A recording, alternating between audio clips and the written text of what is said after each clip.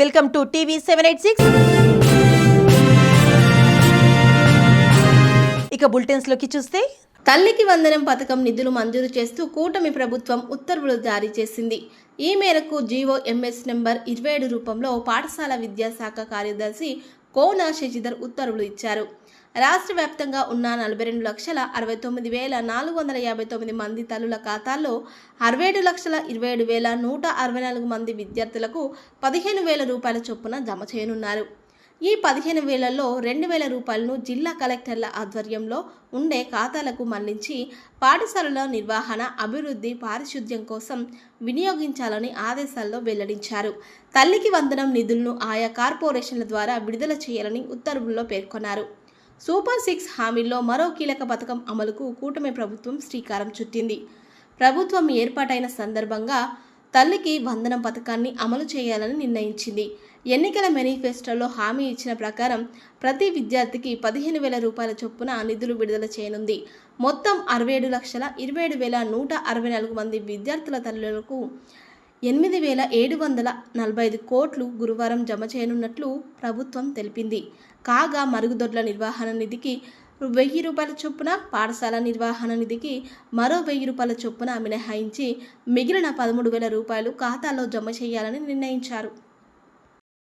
అదే సమయంలో ఇచ్చిన హామీలు ఆ రోజు ఎన్నికల మేనిఫెస్టోలోని చాలా స్పష్టంగా, మేనిఫెస్టోని కాకుండా ప్రచారంలో కూడా చాలా స్పష్టంగా చెప్పాను. అభివృద్ధి, సంక్షేమం, ఎన్డీఏకి 2 కళ్ళు, ఈ 2 కూడా సమాంతరంగా ప్యారలల్గా ముందుకు తీసుకెళ్తామని చాలా స్పష్టంగా హామీ ఇచ్చాం. అదే సమయంలో సంపద సృష్టిస్తాం, ఆదాయాన్ని పెంచుతాం, పెంచిన ఆదాయాన్ని అభివృద్ధికి, సంక్షేమానికి రెంటికి బ్యాలెన్స్ చేసుకుంటూ ఎక్కడ కూడా ఎలాంటి ఇబ్బంది లేకుండా ఈ కార్యక్రమాలు ముందుకు తీసుకుపోతామని చెప్పాం. అయితే రాష్ట్రంలో ఆర్థిక పరిస్థితులు చూసిన తర్వాత చాలామంది నాకు ఎన్నికల ముందు అడిగారు, మీరు వస్తే మీరు కనీసం ఈ రాష్ట్రాన్ని మళ్ళీ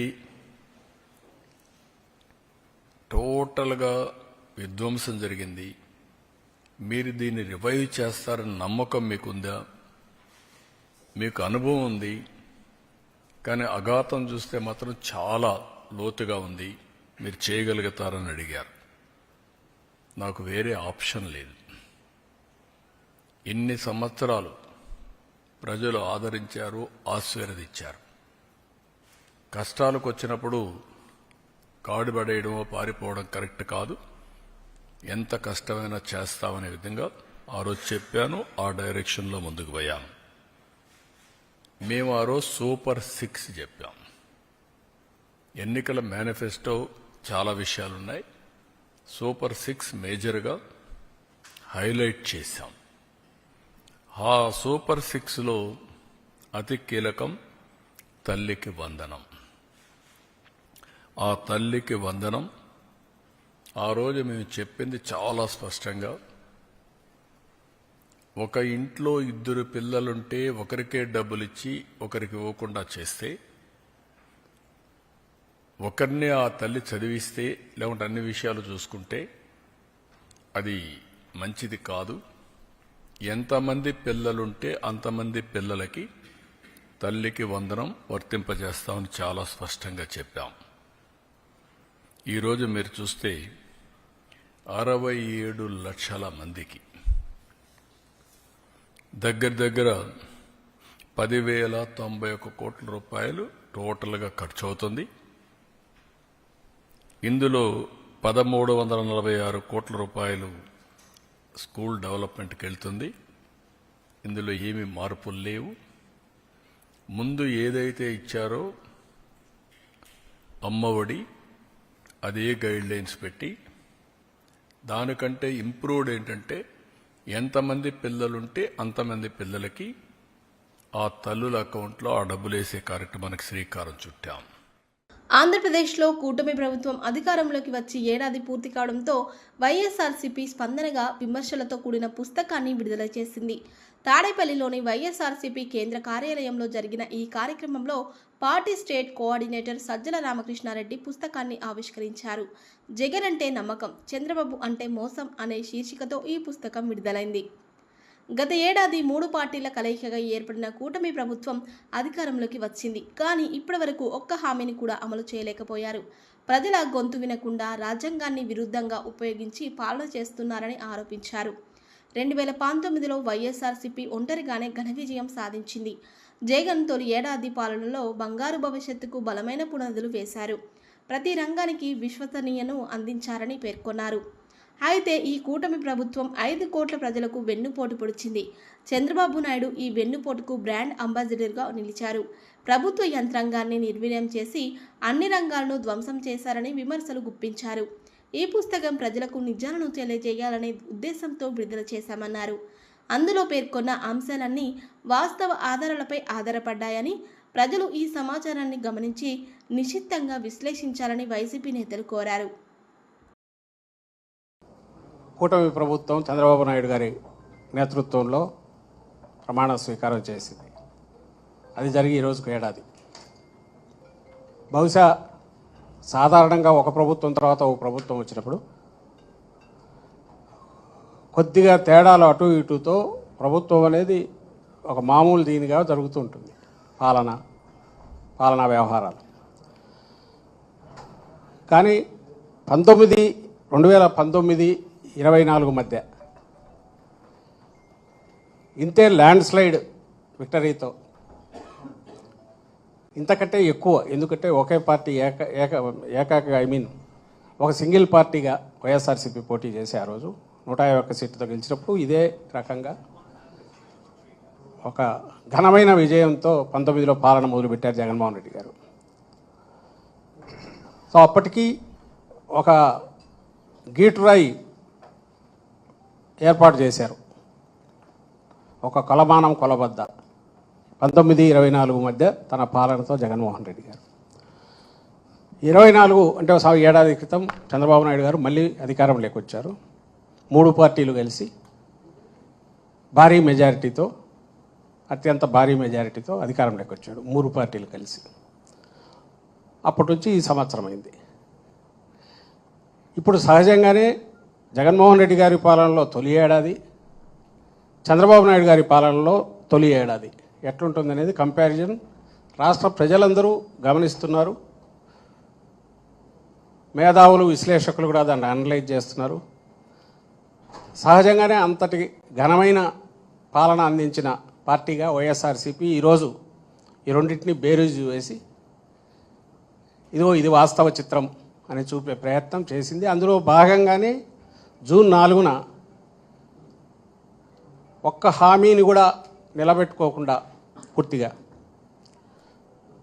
అలవిగాని హామీలు ఇచ్చి భ్రమలో పెట్టి చంద్రబాబు నాయుడు గారు అధికారంలోకి వచ్చారు అని ముందు నుంచి చెప్తున్నాము.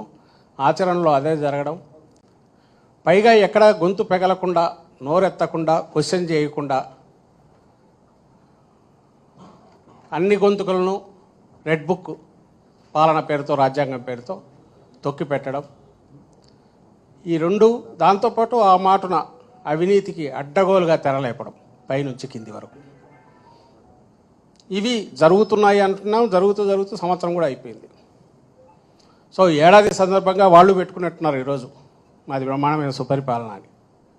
ఎంతటి చీకటి పాలన, ఎంతటి దుష్పరిపాలన అని చెప్పడానికి విత్ ఎగ్జాంపుల్స్తో విత్ కలర్ ఫొటోస్తో సహా ఈరోజు వైఎస్ఆర్ కాంగ్రెస్ పార్టీ ప్రజల ముందుకు ఈ పుస్తకం తీసుకొచ్చింది.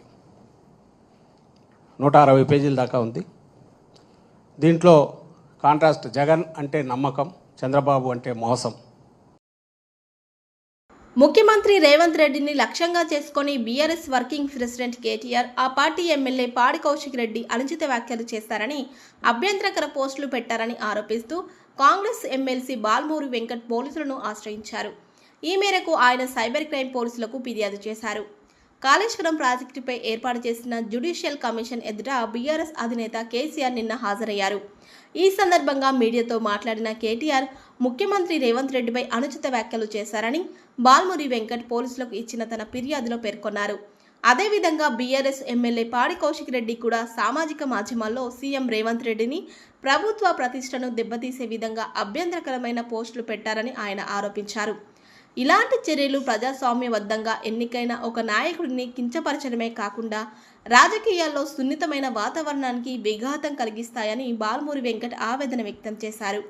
ఉద్దేశపూర్వకంగానే ముఖ్యమంత్రి పరువుకు నష్టం కలిగించేలా ఈ పోస్టులు వ్యాఖ్యలు ఉన్నాయని ఆయన తన ఫిర్యాదులో తెలిపారు. ఈ నేపథ్యంలో కేటీఆర్ పాడి కౌశిక్ రెడ్డిలపై చట్టపరమైన చర్యలు తీసుకోవాలని బాల్మురి వెంకట్ పోలీసులను కోరారు. వారి వ్యాఖ్యలు పోస్టులు సమాజంలో తప్పుడు సంకేతాలను పంపుతాయని, బాధ్యతాయుతమైన పదవుల్లో ఉన్నవారు ఇలా వ్యవహరించడం సరికాదని ఆయన అభిప్రాయపడ్డారు. ఈ ఫిర్యాదుపై సైబర్ క్రైమ్ పోలీసులు తదుపరి చర్యలు తీసుకోనున్నారు. BRS party MLA Kalvakuntla Taraka Ramarao, దానితో పాటు బీఆర్ఎస్ పార్టీ ఎమ్మెల్యే పాడి కౌశిక్ రెడ్డి ఇద్దరు కూడా గౌరవ ముఖ్యమంత్రి గారు రేవంత్ రెడ్డి గారిని ఉద్దేశించి అనుచిత వ్యాఖ్యలు చేయడం జరిగింది. చేయడమే కాకుండా బీఆర్ఎస్ పార్టీ ఎమ్మెల్యే పాడి కౌశిక్ రెడ్డి తన అఫీషియల్ ట్విట్టర్ హ్యాండిల్లో ఒక శాసన సభ్యుడని కనీస ఇంగిత జ్ఞానం లేకుండా, కనీసం ఆలోచన లేకుండా, గతంలో మీరు అధికారంలో ఉన్నప్పుడు కేటీఆర్ అనేక సందర్భాల్లో ఆ కుర్చీని గౌరవించాలి, ఆ కుర్చీని గౌరవించి మాట్లాడాలని చెప్పిన వ్యక్తులు ఈరోజు అవన్నింటినీ కూడా మర్చిపోయి ఇష్టం వచ్చినట్టు వారు ప్రవర్తించి వారు మాట్లాడడం జరిగింది.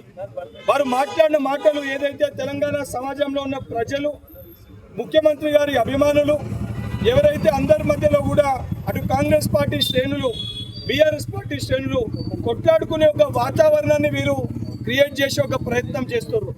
సో ఇటువంటి శాంతి భద్రతలకి భంగం కలిగే ఒక అవకాశం ఉంది కాబట్టి తక్షణమే బీఆర్ఎస్ ఎమ్మెల్యే పాడి కౌశిక్ రెడ్డి పోస్ట్ పెట్టిన తనపైన, దానితో పాటు నిన్న అనుచిత వ్యాఖ్యలు చేసిన కల్వకుంట్ల తారక రామారావు పైన ఏదైతే చర్యలు తీసుకోవాలి, చర్యలు తీసుకోకపోతే రేపు పొద్దున ఇంకా అనేకమైన ఇబ్బందులు లేవనెత్తుతాయి. వీళ్ళు చేసిన ఒక పొరపాటు వల్ల కింది స్థాయిలో బీఆర్ఎస్ పార్టీ, కాంగ్రెస్ పార్టీ కార్యకర్తలు కొట్టుకొని శాంతి భద్రతలకు భంగం కలిగే ఒక అవకాశం ఉంటుంది.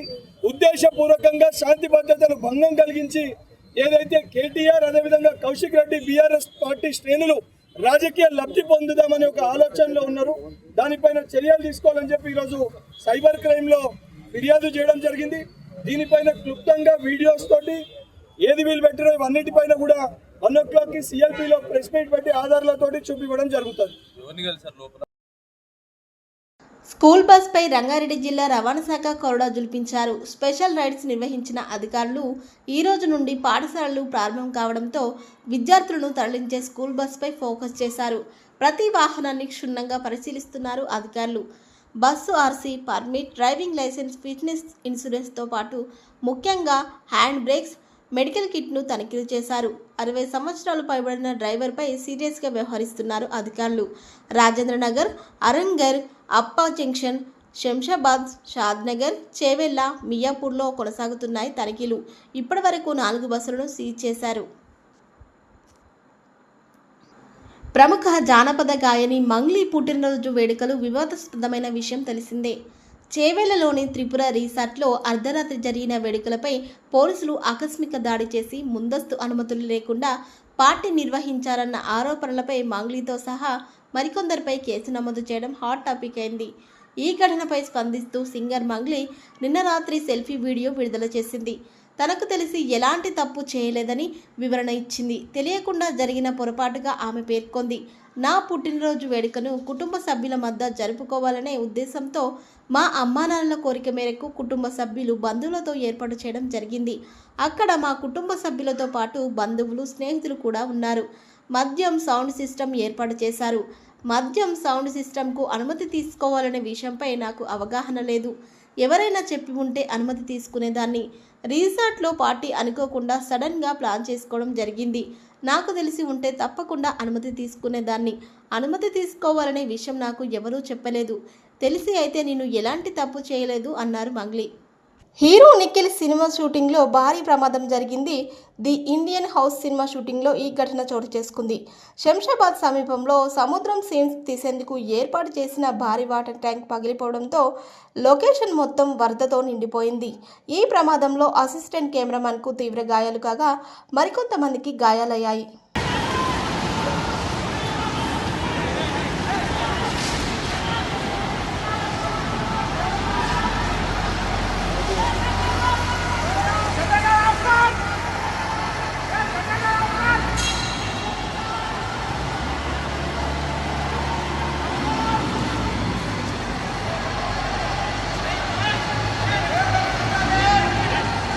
బాపట్ల జిల్లా చీరాలలోని అపోలో సెక్టర్ హాస్పిటల్ ఆధ్వర్యంలో ఉచిత రక్తదాన శిబిరం విజయవంతంగా నిర్వహించబడింది.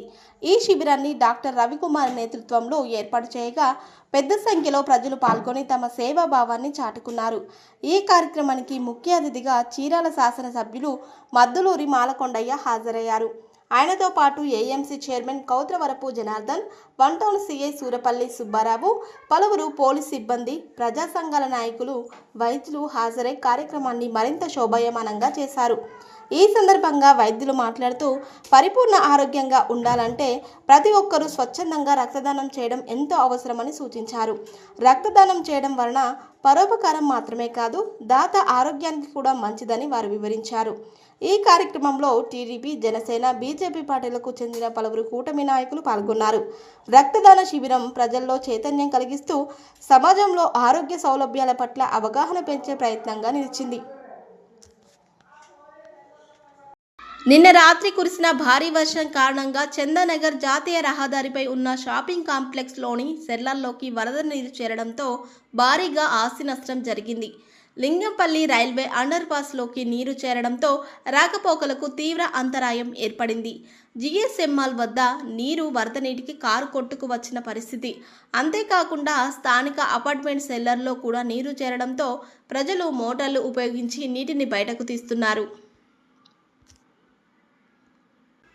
కేపీహెచ్పీ కాలనీ 7th ఫేజ్లో రోడ్డుపై చెత్త వేయొద్దని చెప్పినందుకు ఎస్ఎఫ్ఏ బాబుపై దాడి చేసిన ఘటనలో కొత్త కోణం చోటు చేసుకుంది. 2 రోజుల నుండి చెత్త బండి రాకపోవడంతో చెత్త పేరుకుపోతుందని చెప్పినందుకు తనపై మరియు తన భార్యపై దుర్భాషలాడుతూ దాడి చేశారని ఆవేదన వ్యక్తం చేశారు. ఎస్ఎఫ్ఏ మరియు వారి సిబ్బంది తమపై దాడి చేసి తిరిగి వారే పోలీసులకు ఫిర్యాదు చేశారని, ఆడవారు అని చూడకుండా దాడి చేయడం దారుణమని అన్నారు. తమపై దాడి చేసిన వారిపై పోలీసులు దర్యాప్తు చేసి కఠిన చర్యలు తీసుకోవాలని కోరుతున్నారు బాధితులు. छोटा है स्कूल ऑलरेडी वो स्कूल में था, उसको लेके आना था। हमने कहा बच्चा उसको स्कूल लेने जाना है थोड़ी देर में, तो बार बार बोले भाई कोई नहीं सुना और गाड़ी ले गए वहाँ से, वहाँ थी भी नहीं गाड़ी, वहाँ से ले गए। कौन लेके गए गाड़ी? वो बाबू राव करके था, वो ले गया। कोई टैग नहीं था और बोला था ऑन ड्यूटी या कुछ भी नहीं था, गले में कोई टैग और सबसे पहले जाके पुलिस स्टेशन में वो रिपोर्ट किया। उसके बाद हम लोग, क्योंकि हम लोग की बाइक नहीं थी, वो उसके पास बाइक थी, वो जल्दी चला गया। हम लोग यहाँ आए, ऑनर को बताया, 2-3 लोग इकट्ठे किए, फिर जाके हम लोग गए। तो हम लोग उसके बाद ही पहुँचे, वो ऑलरेडी कर चुका था कंप्लेंट। उसके बाद हॉस्पिटल जब वहाँ पे भी पहुँचे तो वो जब उसका पक्ष भी सुना, हमारा पक्ष भी सुना और ये वीडियो दिखाई उनको। ये वीडियो में साफ साफ वो मारते हुए दिख रहे हैं। तो और मैडम पूछी कि तुम गाड़ी कैसे ले गए? क्या किसी भी जीएचएमसी अधिकारी को अधिकार है कि वो गाड़ी किसी की छीन ले? चुराना नहीं, छीन लेना। मतलब ये ऐसा तो कहीं भी हो जाएगा कि 10 लोग मिल गए और गाड़ी छीन लें किसी की भी, कहीं भी किसी, मतलब कोई सेफ ही नहीं। कोई 4 व्हीलर लेके जा रहा है, उसको रोक लो, उसको गाड़ी से निकाल दो और छीन लो। तो ये ऐसा चल रहा क्या? कोई कानून व्यवस्था कुछ नहीं है क्या? हाँ, उसके बाद हम कल जब पुलिस स्टेशन गए तो वहाँ से गाड़ी बोला कि मूसापेट में है जीएचएमसी में। हम अंकल को लेके रैप्टो बुक करके, ऑटो बुक करके दोनों जन गए वहाँ। हाफ एन आवर खड़े रहे, बात करते रहे, पूछते रहे कहाँ गाड़ी। वहाँ से पता पड़ रहा, एक जन बता रहा कि 50,000 फाइन दो तो मिलेगा। फिर 50,000 दे के बोल रहे कुछ नहीं। 50,000 हमने बोला कौन देगा इतना किस चीज़ का दें? पहले तो गलती नहीं है, ऊपर से 50,000। तो फिर थोड़ी देर बाद कह रहे चलो 5,000 ही दे दो। मतलब पूरा पैसे कमाने के लिए कर रहे हैं। हम प्रॉपर प्लेस में। और दूसरी बात ये कि हमसे जबरदस्ती झगड़ा क्यों कर रहा है? हाँ, फिर जब वहाँ से जब ये हमने 5,000 और 50,000 का सुना तो हम सीधे घर आ गए। उसके बाद पता पड़ा वहीं आते हुए, जब वहीं थे तो पता पड़ा, अंकल ने एक जन को और फ़ोन किया था, पता पड़ा कि वहाँ गाड़ी है ही नहीं। हम लोग को फालतू मुँह सब मतलब परेशान कर रहे हैं हम लोगों को। फिर वहाँ से बोले कि 3rd फेज में ही हैं। KPH भी थर्ड फेज में ही गाड़ी है, वो बोले 5,000 दो ले जाओ, और अभी ले जाओ, जल्दी से शाम को ले जाओ, 5,000 भर दो ले जाओ, जगह नहीं हमारे पास, ऐसा करके दे गए। చెంచల్గూడ జైల్లో రిమాండ్లో ఉన్న గోరక్ష కార్యకర్తలను పరామర్శించారు ఎంపీ కొండ విశ్వేశ్వరరెడ్డి. ఇటీవల మైలర్దేవరపల్లి అత్తాపూర్ పోలీస్ స్టేషన్ పరిధిలో ఆవు కళేబరాలను తరలిస్తున్నారన్న కేసులో 21 మంది గోరక్ష కార్యకర్తలను అరెస్టు చేసి చెంచల్గూడ జైలుకు తరలించారు. ఇవి ఇప్పుడు అప్డేట్స్. మరిన్ని అప్డేట్స్ కోసం స్టే ట్యూన్డ్ విత్ టీవీ 786.